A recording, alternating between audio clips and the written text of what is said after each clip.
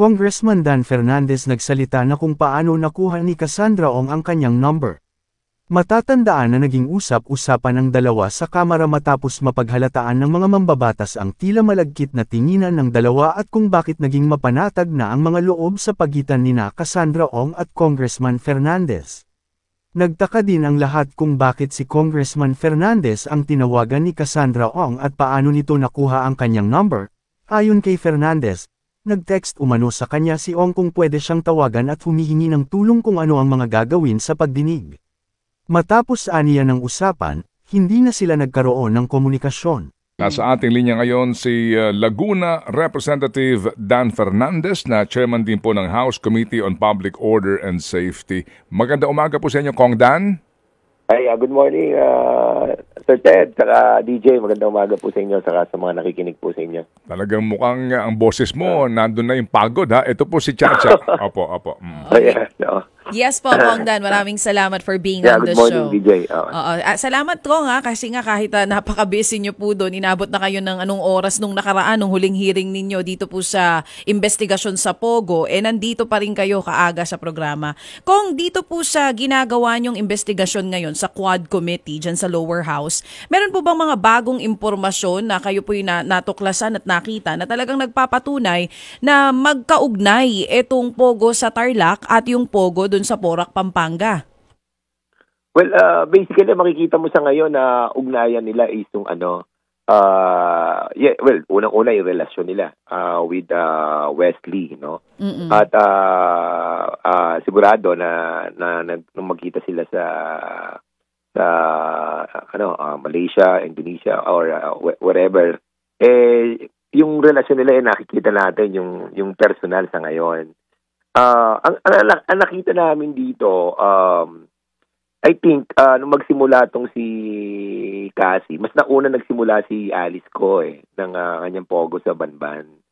And siguro, basically, sumunod tong si Cassie. Kung mapapansin nyo, nag-start yung kanyang Lucky South 2019. Mas nauna doon si Alice ko. So, ang nakikita naming link dito yung si Warren Wu na yung Chinese na connected kay Cassie Ong. So, makikita natin yan through the waiver of the bank account. Makikita natin yung labas ng pera kapag merong nagpasukan dyan. Saka, meron kasi sila isang connected na alam ko na hinahanap ko pa yung incorporators doon sa tinatawag nating Cafe Forest. Yung Cafe Forest kasi na yun, it's a business that I heard, nakita ko dun sa PDS ni Cassie Ong na siya doon, operating manager. We wanted to see as well yung sa Cafe Forest. It's a separate business that have, I think, a link with Alice Go. Okay. Yung pong binabanggit yung operating manager, si Alice po ba ito o si Cassie Ong nitong Cafe Forest na nabanggit nyo ngayon? According sa kanyang PDS, si Cassie Ong. Actually, hindi namin masyado na-explore yun kasi nga 13 hours na inabot yung medyo pagod na rin talaga lahat. And I think yung issue yun, we wanted to explore in the next hearing. Oo. Nabanggit nyo rin po yung waiver of bank account na nabanggit nyo din dun sa hearing na sinabi naman ni Cassie na pipirmahan niya nung tinanong kung papayag ba siya na mabuklat po yung kanyang mga bank accounts. Napirmahan na po ba ito, Kong? Oo, I think that pirmahan na siya kahapon. So we're trying to work on it. So basically kasi, yun talaga yung naging namin sa kanya. Kumbaga, kaya ako winidraw din naman yung second contempt sa kanya para hindi na siya malipat doon sa correctional natin sa Mandaluyong. Dahil naging cooperative na siya by agreeing to sign the waiver. The same na waiver na ni-sign ni Ronaldin Paterna. At si Ronaldin Paterna naman, kaya natin naman pinalabas na because naging cooperative naman talaga siya at nagturo na siya kung sino talaga yung mga may hawak ng mga bank accounts niya. So siguradong napirmahan na po yung mga bank records ni Cassie Ong kahapon? Yes, ayun ang pagkakaalam ko before na maghiwa-hiwalay kami. And I was not able to be there yesterday. Pero ako, I'm pretty sure na napirmahan na yon. At kung napirmahan na yon, we're the house, yung ating mga COMSEC are trying to work on it for sure.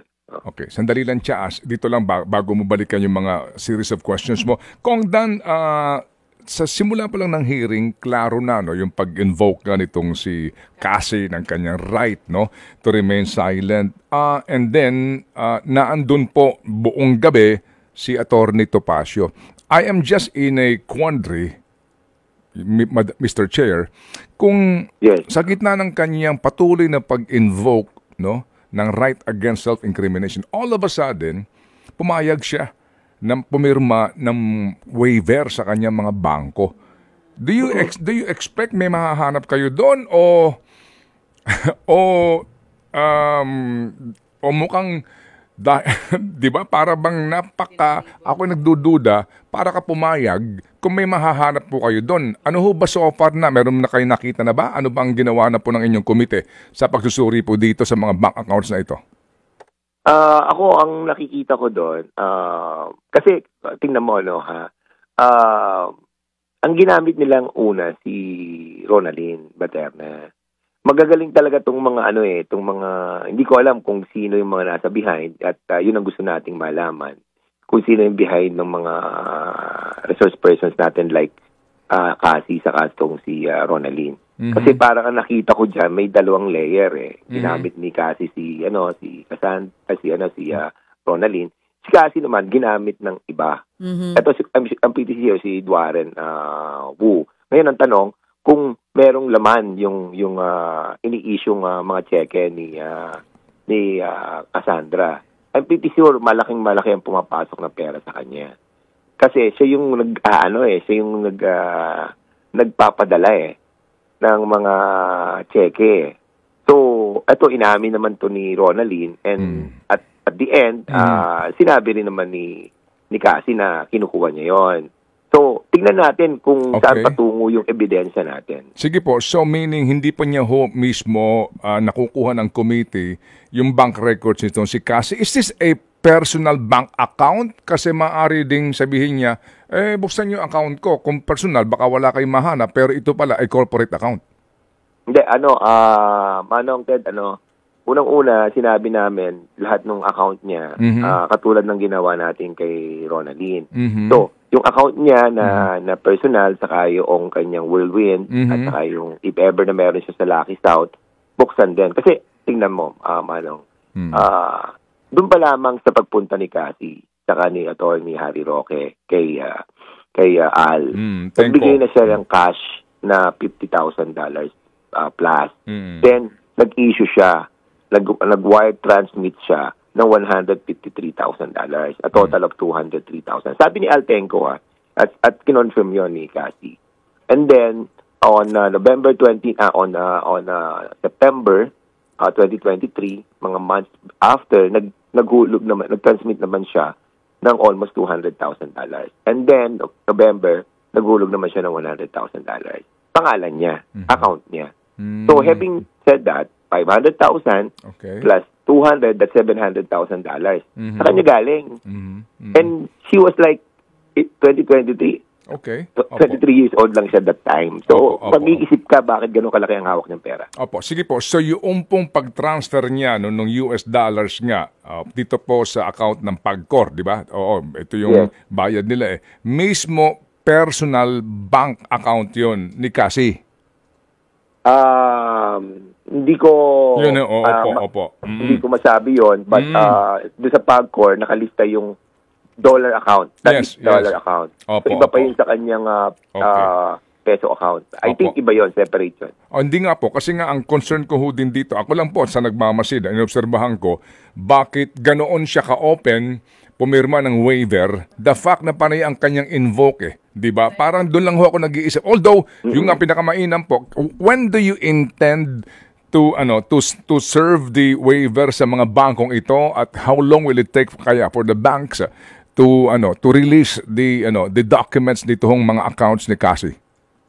Kasi una-una sagutin ko muna yung tanong mo bakit parang biglang ibinigay na ni Cassie. Ako nakikita ko kasi nung sinasabi namin sa kanya na tutulungan namin siya. Kasi nga, ang feeling namin, nagamit siya. Although nakinabang siya. Admittedly, nakinabang siya. Pero makita natin yung less guilty siya dahil kung hindi naman niya alam yung mga operation like yung torture, kung hindi naman niya alam yung mga scam na nangyayari dun sa loob. Remember, Manong, nagsimula siya dyan noong 2019. 19 years old lang siya. Kaya we have to consider that yung mga facts like that. Now, ang second question mo is about the what's that? I forgot, Manong. Yung tungkol sa dito sa how soon can you okay. can you serve Okay. the waiver sa bangko, and Yes. how soon can you get the documents? Yeah. So, we have to give the leeway muna sa mga bangko na ma-receive po nila 'yon. And then once na na-receive na po ng mga bangko 'yon, so there'll be a furnishing us ng mga bank transactions that nag-issue doon sa account niya. So I think siguro Monday, Tuesday.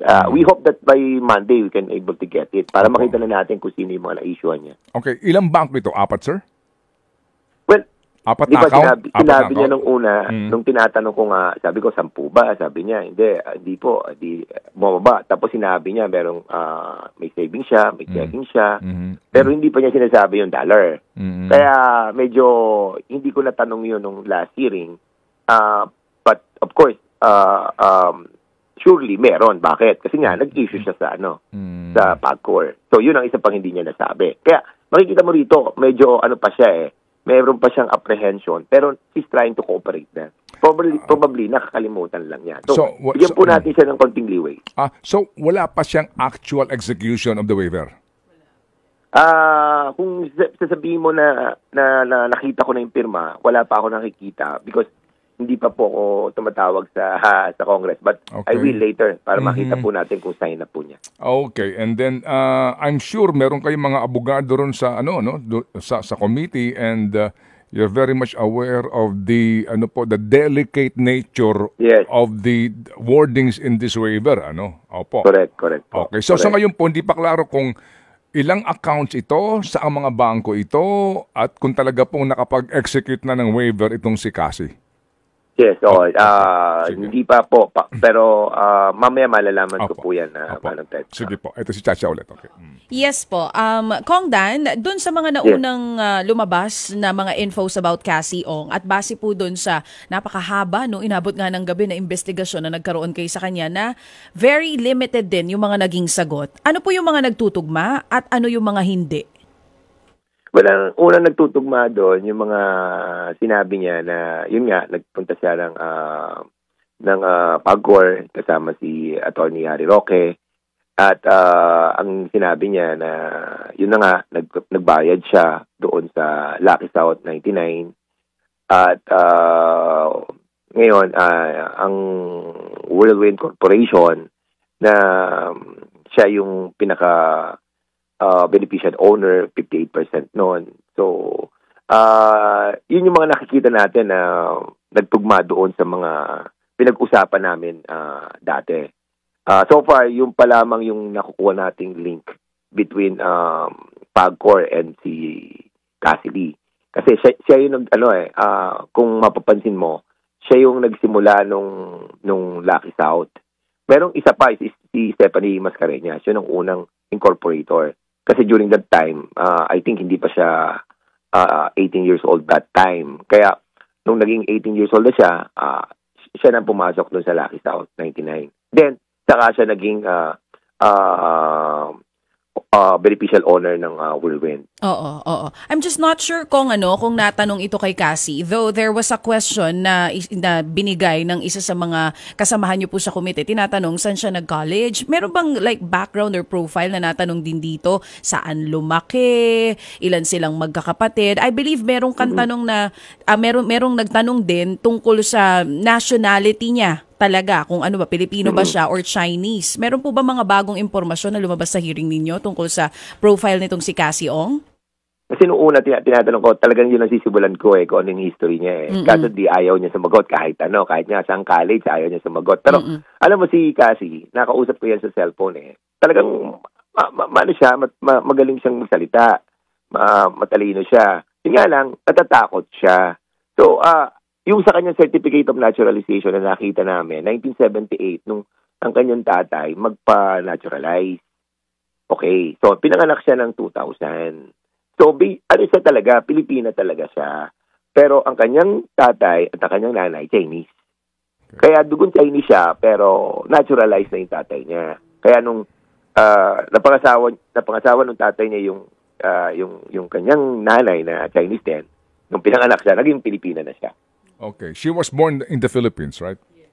Yes, oo. Opo. At yung kanyang mga magulang naturalized by Act of Congress?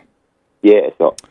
Yes, so. Yung ano niya, yung kanyang baptismal, nakuha ko rin yung baptismal niya eh. Kaya talagang dito siya talaga pinanganak. Okay. Kung may binanggit kay Chacha kanina, beneficial owner ka mo si Cassandra Leong ng Whirlwind Corporation? Yes. O, beneficial owner siya. Kaya, ganito yan eh, Manong Pede, saka DJ eh. At yung buong Porac, ilang hectares yun, di ba? Saka yung mga building na tinayo, napakadaming building ng 44 ata yun. Those are owned by Whirlwind. Yun, ang pinaka-catch doon, almost assessment doon, 2.5 billion ng PAO. At yun ang pag-aari nila kasi. So ngayon, at her age, kung 2.5 billion yun, 58% ka, that's more than 1 billion.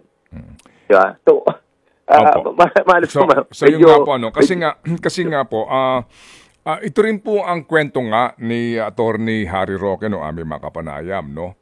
Na ang Whirlwind Corporation ang nagpapaupa sa Lucky South, right? Yes. Yan po, yun ang kanila hong sinasabi.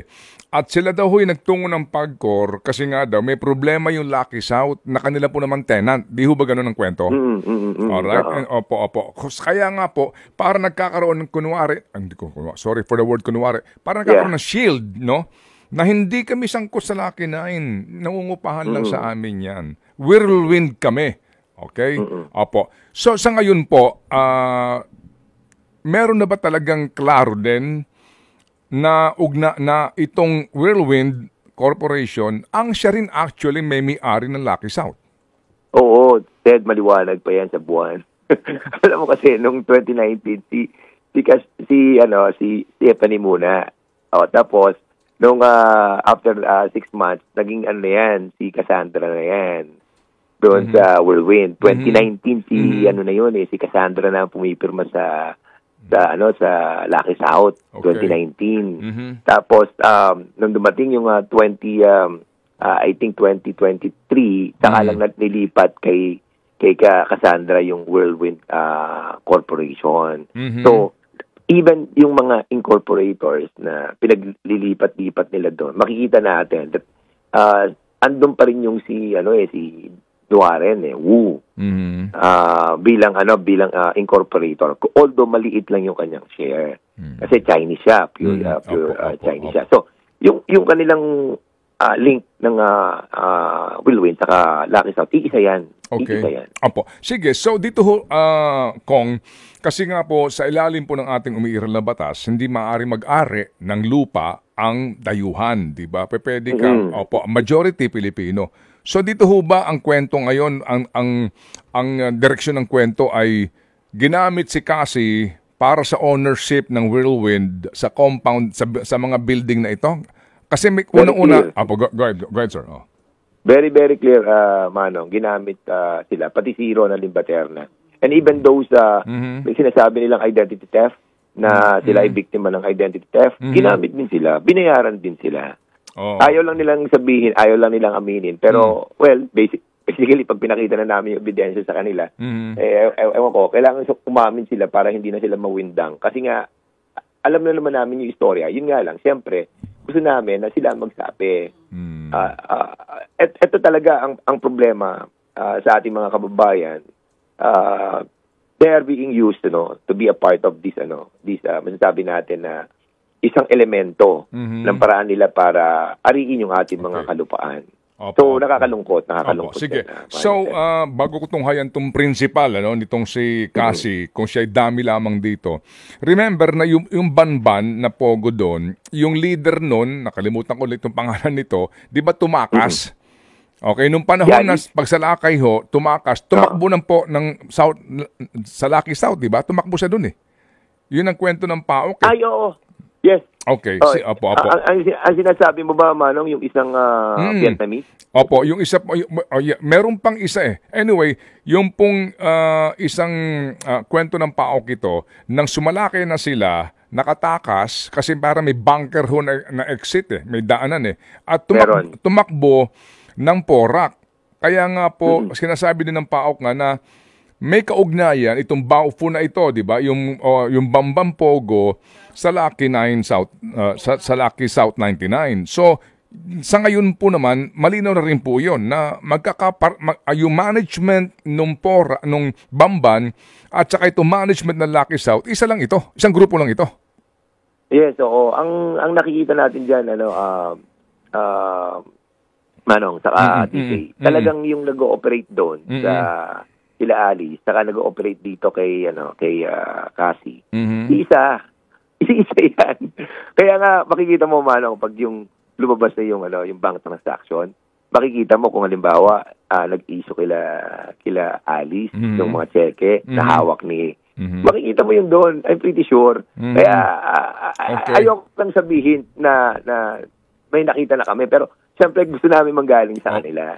Di ba? Opo. Ako naniniwala ako na yung link ng dalawang yan ay talagang iisa.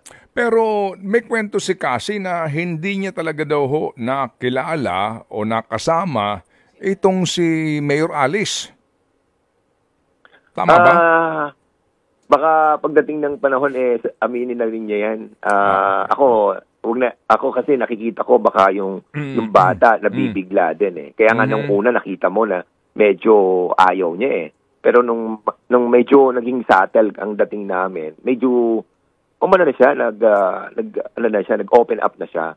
Kaya I'm sure na meron pang lalabas dito na iba kung makikita natin at yan na nga sa bank account so wala na rin siya magagawa. Kasi alam mo kasi nakikita ko Manong, malamang to hindi niya alam kung sino yung mga na-issuehan talaga. Bakit? Hindi nga rin siya naghahawak. Parang si Ronald Lin Nung pinag-open nila ng account hinawakan na nila yung cheque So most likely si Cassie ganun din. Pagka-open niya ng account, hinawakan na nila yung checking account ng mga taong involved doon. Hindi niya mahahawakan totally lahat yun. I'm pretty sure. Opo. Dito ho, sorry Kong, I have to ask you this kasi may mga taong nanonood ngayon sa atin sa YouTube, sa Facebook, at nagbibigay na reaction. Ano ba kwento kung bakit po tinawagan ka ni Cassie at bakit alam daw ho yung telephone number mo at parang meron kayong exchange na baka sabihin ng iba, sandali lang, parang yon? Bakit bigla hong nagkaroon kayo ng mga text? Okay, ganito istorya niyan. Para at least maliwanag sa taong bayan. Okay. So, nung nag-iimbestiga ako diyan, kasi ako ang unang humawak niyan nung istorya ni Cassie. I think that was July or June. Nag-iimbestiga kami. Nakita ko na binasa ko na yung corporation niya. Nakita ko incorporator siya. Sabi ko, bata to. Sabi ko gano'n. Hinahanap ko. Nakita ko bata nga talaga. So, anong nangyari doon? Pinatawag namin siya twice. Hindi dumating. Okay. Sinupina na namin. Sinupina namin yan. Nag-text na sa akin. Probably siguro nakuha niya sa hindi ko alam kung paano niya nakuha. Then sabi ko, sige, kasi humingi siya ng signal sa akin kung pwede siyang tumawag. So, sabi ko, sige, you call me. Humihingi siya ng tulong kung ano daw ang gagawin niya. Sabi ko, umattend ka ng hearing. Tapos, be truthful. Makikooperate ka na sa amin at tutulungan ka namin. Hanggang doon yung aming usapan. Then after that, hindi na siya nag-communicate. So what we did is, nagbuo kami ng Quadcom, which is not in relation do sa hearing ko with Cassie. So inelevate ko na yung issue ng sumpina sa Quadcom. Doon namin siya na contempt. So, kung titingnan mo, talagang yung usapan namin doon, naputol na yon after that. Kaya nga, sabi ko nga, to be transparent, kasi I will tell them that you call me. para makita natin kung saan tayo magsisimula. Anong petsa yon? Yung kanyang text at tawag? I think July, kung di ako nagkakamali, parang mga July 15. Hindi pa siya nakakalabas? O nakalabas Ang feeling na? ko wala na siya sa Pilipinas during that time. Wala na siya. And ako ayoko siyang i-text, ayoko siyang tawagan. I wanted to get some information from her, pero that's ayoko rin ng outside eh. Ang gusto ko, sabi ko nga sa kanya, nung nasa hearing nung isang araw, sabi ko, I never texted you back kasi gusto ko dito mo sabihin lahat para transparent tayo sa members, saka transparent tayo sa tao. Paano siya nakalabas ng Pilipinas? Bagamat wala naman siyang whole departure order. Sino ang nag-udyok sa kanya na umalis ng Pilipinas at paano siya nakaalis? Kung titingnan mo yung si Sang-Ji, yung Sang-Ji yun yung wanted din sa, naging wanted din sa I think sa Singapore, money laundering yun eh. Money laundering. Siya nag-ayos ng lahat. Kaya makikita mo yung mga Chinese na nakalagay doon na incorporator, na minimal yung kanilang incorporation. Sila yung mga sila yung mga money launderers pa na sa ibang bansa. So, naniniwala ako na these people na well connected sa international league nila, yun ang nag-facilitate ng lahat. Opo. Sige. So, kasi may tanong pa ako kay De La Serna naman. Tutuloy ko na siya. Sige, bago ka magdala, sir na. Sige, go Kung ahead. Dan, kasi nasabi nyo kanina, hindi nyo rin alam kung paano nakuha ni Cassie yung number ninyo. Hindi nyo na po natanong kung paano talaga? Kasi, di ba, parang importante rin natin malaman yung kung kanino niya nga nakuha talaga yung pong numero ninyo. Hindi ko na natanong, siguro kasi during that time, sabi ko, nung nag-text siya, sabi niya, hi Kong, this is Cassandra Leong. Sabi niya ganyan, can I call you po? Sabi niya gano'n.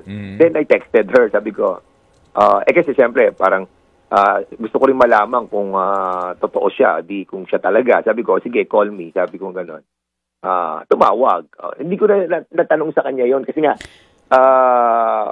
I really don't know why hindi ko na natanong. Basta sinabi ko na lang na nagkwentuhan na lang muna kami. Kung wala na siyang ibang tinawagan o tinext sa mga miyembro ng komite, kayo lamang po? Sa tingin ko wala lang ibang natawagan. Kasi actually, ang totoo niyan, nung tinawagan niya ako, sinabi ko sa members yung mga members ko yung mga chairman, sabi ko tumawag si Cassie. Sabi ko, ito yung, humingi siya ng tulong na paano yung gagawin niya. Kaya makikita mo, parang nung dumating siya doon, windang siya eh. Natatakot siya eh. Kaya, ang ginawa nating approach sa kanya, parang, yun na nga sinasabi na, bakit daw tayo naging malambot kay Cassie dahil siya naman yung may kasalanan. You have to understand na yung bata, 19 pa lamang, yung utak niya, developed na, mature na siya, pero, yung gatong klase ng negosyo na napakalaki, bilyon, tapos may mga patayan, may mga ganon. Hindi niya abot yun eh. I think ako yan. Hindi ko sinasabi ang buong committee. Opo. Pero yun yung aking pananaw. Well, anyway, sabi nga, di ba, yung criminal mind kasi, depende yan eh. O, depende yan sa bawat tao, di ba? Kung kailan magsisimula yan sa iyong kaisipan, kung mura ang edad mo o ano man. Pero, Congressman Dan, ito pong si Cassie ngayon, wala pa siya talagang binabanggit na principal niya. Hindi pa ho kayo humahantong doon. Pati ho kahit na sa ilang pang mga pag-uusap ninyo, kahit hindi sa komite, wala siya binabanggit. Kasi di ba sabi, ang text niya may mga taong malalaki na involved dito. Wala pa siyang binabanggit na kanya talagang mga principal dito? Wala pa eh. Kaya nga kapag hindi niya binanggit yun, pag hindi niya binanggit yun, magkakaproblema siya sa atin. Dahil nga, yun yung sinasabi natin doon sa hearing, na kaya kami nagiging soft sa kanya, pagdating sa kanya, because she wanted to cooperate with us. Pero kung wala kami makukuha sa kanya, sorry. Siya talaga yung malulubog dito. Okay, sige. But ito ho naman kay De La Serna, itong AR De La Serna na ito. Opo. Ano ang inyong mga paunang impormasyon na nakuha sa kanya sa usapin po naman ang kanya pagiging involved sa mga kumpanya na engage sa Pogo? Yes, oo, kasi may mga nakita kasi sa kanyang mga bank account eh. Hindi pa nga namin natatanong sa kanya yan eh. Actually, hindi ko nawala lang sa isip ko na sasabihin ko sana mag-waiver din siya para makita natin kung anong laman ng bangko niya eh. at kung saan galing. At kung saan ang galing yung pera, makita natin kung sino naghulog doon. At yung naghulog naman doon, saan naman yung galing. So, pero siya, pero di ba siya incorporator din ng kumpanya? Anong kumpanya yon? At yung kumpanyang ito ay ito rin Biancham. Di ba magkano ang pera ng kumpanyang yan? Hindi ko masyadong alam kung magkano yung well, doon sa nila parang 1 point yung sa Biancham, kung titignan mo yung kanyang sa First Maribeles Holding Corporation, saka yung Biancham. Yung Biancham, maliit lang yun eh. Pero sa First Holding Maribeles Corporation, yun ang samaw na malaki. Hindi ko alam yung actual amount, and I have to double check on it. Pero yun yung supposedly na magtatayo daw, allegedly, ng Pogo doon sa Maribeles. At yun pa yung aming hinihingi sa APAB. Yung APAB kasi, sila yung naghahawak nung tinatawag nating doon, economic zone. So makikita natin kung talaga nag-apply doon ang First Maribeles Holding Corporation noong Pogo. Opo, pero ito pong si De La Serna, ay board member nitong kumpanyang ito, and then ano ang kwento naman niya doon sa sinasabi na eventually pinapipirma lang siya, wala siyang kaalam-alam na siya ay isa palang board member na ng kumpanya at binawi yung kanyang board seat ng sino? Well, kung hindi ko nakuha yung yung issue yan, but yun nga, kung siya ay board member nung company na tinayo nila Harry Roque, at sinasabi niya na wala siyang alam, I think ako, paniniwala ako, nagsisinungaling siya doon. Kasi unang-una, alam naman niya yung mga bank accounts na hawak niya. And at the same time, andun siya sa Porac, doon siya nag-stay. And having said that, nag-aaral siya ng aviation. Di ba? Hindi naman siya bobo, marunong siya sumagot, matalino siya. Hindi kami naniniwala na hindi niya alam yun. So, kung ako tatanungin mo, involved din talaga siya. Involved saan, particularly? Well, unang-una, doon sa company na tinayo nila na isa sa mga incorporator. Hindi siya kasi kasama doon sa Lucky South. Hindi din siya kasama doon sa Whirlwind. Doon siya kasama doon sa, I think kung hindi Biancham, doon sa First Holding, Maribeles Holding Corporation. Okay, sige. So, sir, saan ngayon? Nasaan si Cassie ngayon? Kailan yung next hearing? At si De La Serna ba, iimbitahin pa si Attorney Harry Roque? Paano po? Yes. Tuesday ang magiging hearing namin. At, invited lahat dyan uli. Sila, yung inimbitahan namin po ngayon ay muli ay iimbitahan namin. Pero ano po yan medyo may category kasi nga medyo inuna po namin yung kila Joby Espinido, tapos yung sa mga PDL na mga yung mga namatay na tatlong Chinese at yung panghuli yung kay Cassandra. We will be finalizing yung talaga yung magiging agenda namin for Tuesday. But basically, unang-una yung kay Cassandra. Okay, sige po. Sir, ito para lang kayo na ang magbigay ng panig kasi nabanggit kahapon ni Senador De La Rosa sa aming interview ang pangalan ni Speaker, ni Zaldico, at si Senator Trillanes at maging yung si Dick De Leon ng NICA.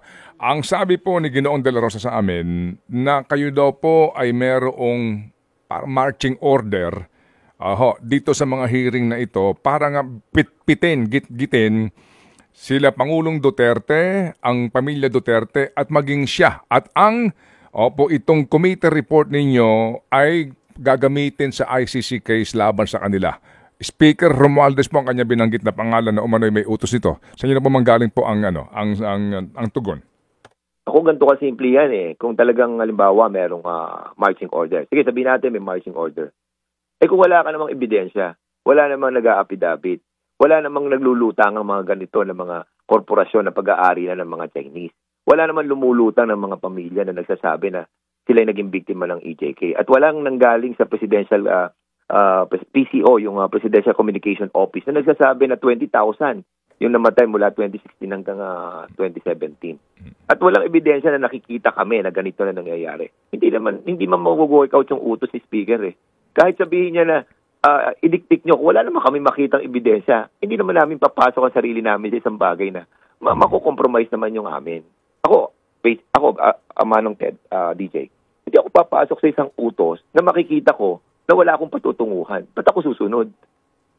Yun lang sa akin. Kaya yung premise ni Senator Bato, I hope na maging constructive kasi parang ang feeling namin yung pag-aakusa niya na kami sa utos ni Speaker, sumusunod kami. Na parang blindly susunod kami.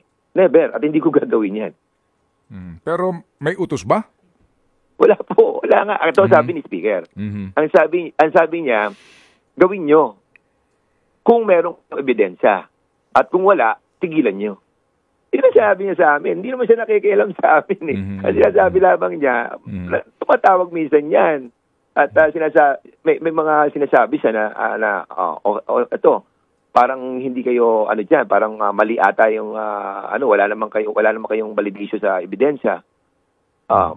Maiipit lamang ang Kongreso. May mga ganun eh. Kaya kami, naniniwala ako that the Speaker is giving us yung leeway na makita natin. Saka, Ted, tanda mo, itong aming ginagawa, hindi ito nagsimula kahapon. 2022, sinimulan ko na itong bakit nagkakaganito yung mga kapulisan natin, bakit may mga bypass na hindi naman po siya totoo. Doon natin naintindihan na may pinanggalingan. Okay. And then, sir, ito hong si Espinido, gaya po ng iba, na mga humarap dyan, yung mga nakakulong na po ngayon sa penal colony, nag-execute ng mga affidavit, all of these are allegations, no? And the burden of proof ay nakanino? Sa kanya. Sa kanila? Kasi siya nag-affidavit. Opo. Kaya nga sabi ko, okay, may mga hearsay dyan. I-validate natin yan. Kaya nga sinasabi namin, sabi ko nga, mas maganda talaga kung mag-a-appear yung ating mga nabanggit na para to give fairness to them. Kasi we don't want na para bang pinapayagan namin na magsalita ay yung mga lumapit lang sa amin. Lumapit to eh. Hindi naman kami yung parang hinahanap namin sila. Ba't namin sila hanapin? Nagkusa si Espinido? Oo, nagkusa naman to eh. Hindi naman to yung tipong mag-ano ka rito, mag-testify ka dito. Alam mo, Ted, ikaw, nanggaling ka naman dito. Ang hirap naman na dadala ka ng witness. Tapos sasabihin mo, mag-witness ka sa amin ha. Kasi may ibibigay kami sa iyo. I think, paano pag bumaliktad yun? At sinabi na, binigyan ako ni Congressman Dan Fernandez kaya ako nag-testify. Patay naman kami. Wala kami makukuha dito, Ted. Wala kaming makukuha dito kundi yung katotohanan na lumabas. Pag lumabas, lucky us. Diba? Pero wala kaming intensyon na tumalayin any personality. Sa amin, kung ano yung sabihin ng ebidensya at saan kami patungo ng ebidensya, doon po kami. Sige, pahabol na lang po ito. Kung anong kwento? Paano yung paglapit ni Espinido sa komite? Anong kwento doon? Kaunti lang pong detalye para mas maintindihan po namin. Well, hindi ko eksakto alam yung issue nung kay Espinido. I think si Chairman Ace Barbers ang nakakaalam ata. Ganito. Nagsimula yan kay sa Committee on Human Rights. Hindi pa kami Quadcom. Natandaan ko na. So, nag-hearing kami doon. At doon si Colonel Patay, yung na-assign sa Davao. Taga Davao yun na-assign sa Precinct 6.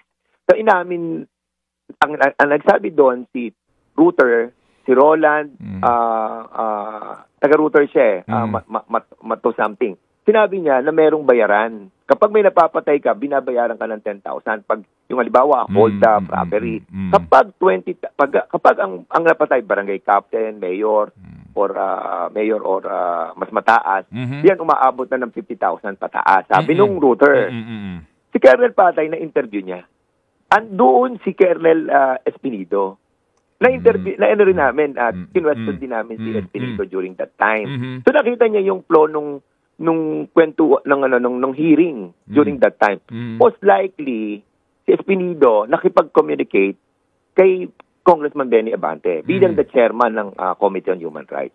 during that time. Matagal na yun. Nung hiniring namin yung sa EJK. So, hindi ko alam kung paano siya lumapit afterward. Okay. But what I know, he was invited as a resource person sa EJK. Okay. Sige po. So, Cha.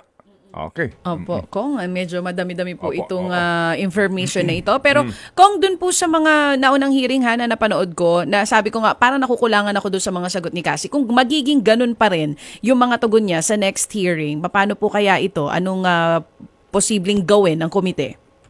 Ako, pinaka-material dyan, yung kanyang waiver.